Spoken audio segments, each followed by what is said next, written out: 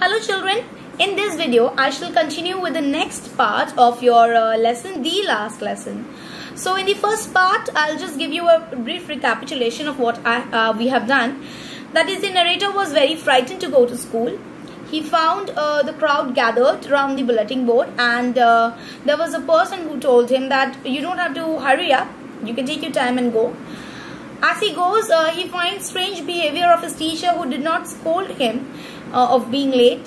And as he sat, he could see his teacher wearing a special dress that he used to generally wear during an occasion. But although that particular day had no occasion, but yet the teacher wore the dress which he used to wear in some occasions.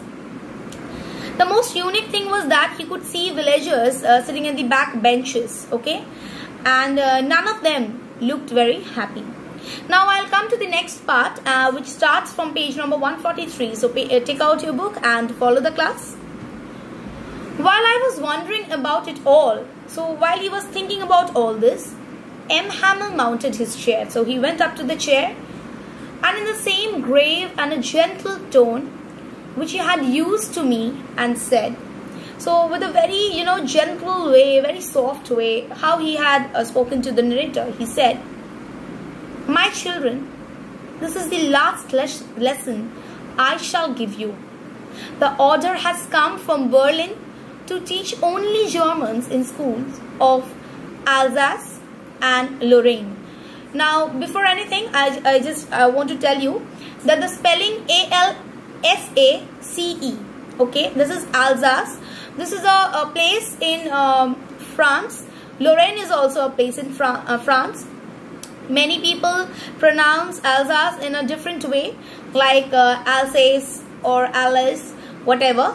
But the actual French pronunciation of this word is Alsace, A-L-Z-A-A.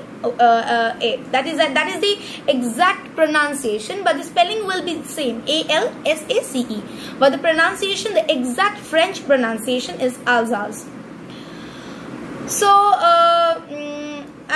please let me continue with the paragraph, and then I'll tell you the meaning. The new master comes tomorrow. This is your last French lesson. I want you to be very attentive. Now, very, very important paragraph. I don't know if you are understanding the intensity or the emotion lies in this paragraph when a teacher says, my dear children, this is the last time you are doing your French class. The next teacher is going to come.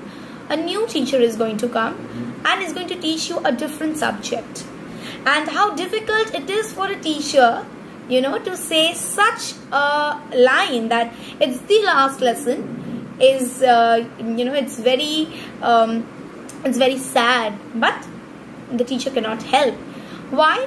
Because the rule has come that only German can be taught in Alsace and in Lorraine. So the new master comes tomorrow. What a thunderclap these words were to me. It was like a thunder to the narrator. Who would expect if your favorite teacher one day tells you, I won't be coming to school anymore? How would that feel? I think you all can understand that. Oh, the wretches, that was what that had put at the town hall.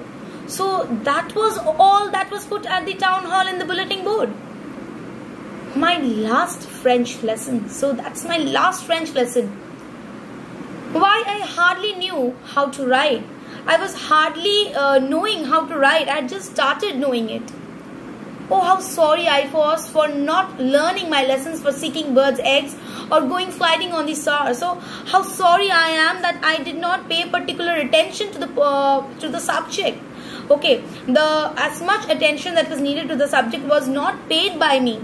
Okay, so how very sorry I am.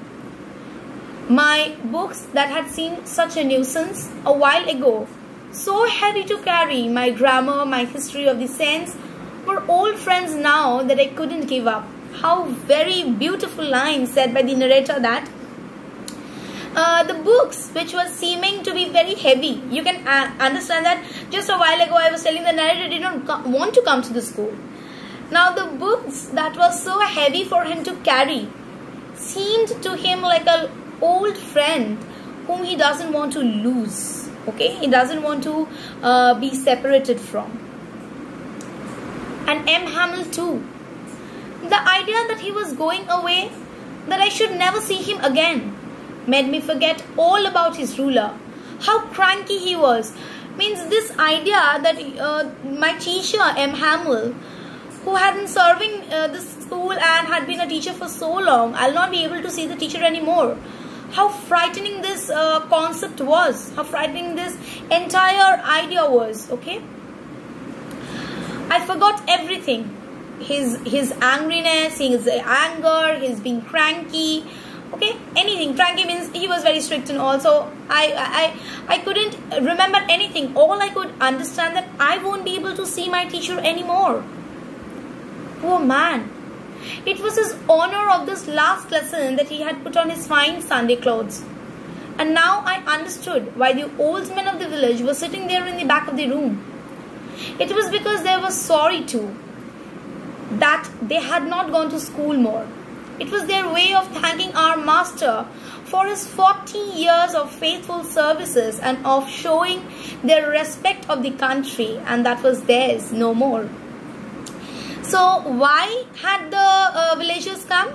To pay respect to the teacher, okay, who had been serving to the school for 40 long years. They were even sorry that they did not attend school. So in order to pay their last respect to the teacher, they had come there. While I was thinking of all this, I heard my name called. It was my turn to recite. What would I not have given to be able to say that dreadful rule for the participle all through, very loud and clear, without one mistake.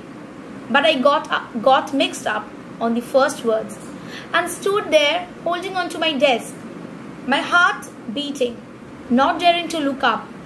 I heard M. Hamel say to me. What he said I'll tell you later, but what is the reaction of the narrator? While all this was running on his head, he could hear his name being called, and suddenly he realized it was his turn to answer to the question of M. Hamel. That particular day he wanted to say the answer without doing any kind of mistakes. But as he had not done his lessons properly, he was not able to. He fumbled or he mixed up at the very first word. He was frightened. Okay, he was sad. This sadness is not because he was not able to answer or the teacher will scold him. But this frightenedness or this sadness was because in the last day also he was not able to answer his teacher. He was not able to answer the question that his teacher had asked. He was unable to pay his last respect because he thought if he would answer, the teacher would feel that the work has been justified. But he was not able to. So his heart sank. And the teacher said, I don't scold you, little Franz. You must feel bad enough. See how it is? Every day we have said to ourselves, bah, I have plenty of time. I'll learn it tomorrow. And now you see where we have come out. Ah, that's a great trouble with Alsace. She puts off learning till tomorrow. Now those fellows out there will have to write to say to you, how is it you pretend to be a Frenchman, yet you can neither speak nor write your own language? But you are not the worst, poor little Franz. We are all agreeable to reproach ourselves with. Now the teacher is saying, Franz, I'll not scold you. Okay, but you see what great mistake we have done or you have done. Every time you said, tomorrow I'll give the lesson, tomorrow I'll study, and see tomorrow, this tomorrow will never come, because from tomorrow you will be never having your French lesson anymore. How pathetic it is, for a Frenchman. You are a French and you will not know your mother tongue anymore. You will not be allowed to know your mother tongue anymore. How very disappointing this is. Next, he uses a word reproach. You have come across this word in your Blink's lesson in the chapter Cat. Reproach, this word means blame. So the teacher says that for this situation, for this condition of yours, not you are alone to blame. We all are at fault. Your parents were not anxious enough to have you learn. Your parents, they were not very anxious to make you learn. They preferred preferred to put you to work on a farm or at meals so as to have a little more money. And I have been to blame so. Have I not often sent you to water my flowers and instead of making you learn your lessons? And when I wanted to go fishing, did I not just give you a holiday? So you are not at all to be blamed. Your parents did not pay much attention to this because they thought that earning was much more important than reading and writing. And I am, that is a teacher myself, I am to blame myself because often I told you to go out and flower my plants, and the days I went for fishing, I gave you a holiday. So I also am supposed to be blamed. Then from one thing to another, M. Hamel went on to talk of the French language, saying it was the most beautiful language in the world, the clearest, the most logical, that we must guard it among us and never forget it. Because when a people are enslaved as long as they hold fast to their language, it is as if they had the key to their prison. Then he opened a grammar and read us our lesson. So very important line, this one, that a person who is under somebody, okay, is not independent. To that person, their own language is their key for their cages to come out of such kind of dominance. Saying this, he opened his grammar book and read out the lesson. I was amazed to see how well I understood it. This is the first time I could understand it very properly. All he said and seemed so easy, so easy. I think too that I had never listened so carefully and that he had never explained everything so much with patience. It seemed almost as if the poor man wanted to give us all he knew before going away and to put it all into our heads at one stroke. So at this point of time, whatever the teacher explained, it was so very easy for us to know, for us to remember, as if he gave his best at the teaching and we also listened to him very carefully, as if he wanted to make sure that before leaving, okay, he puts in everything into our head so that we don't forget our own French language. That is supposed to be our key to the cage. Okay, so children, I'll just keep it till this much. This is your part 2. Hope you have enjoyed the lesson. This lesson is very interesting. Hope you have enjoyed the lesson. You understand the emotion behind each and every line used, and I'll continue with this lesson in the next part, in my next video. Okay, thank you.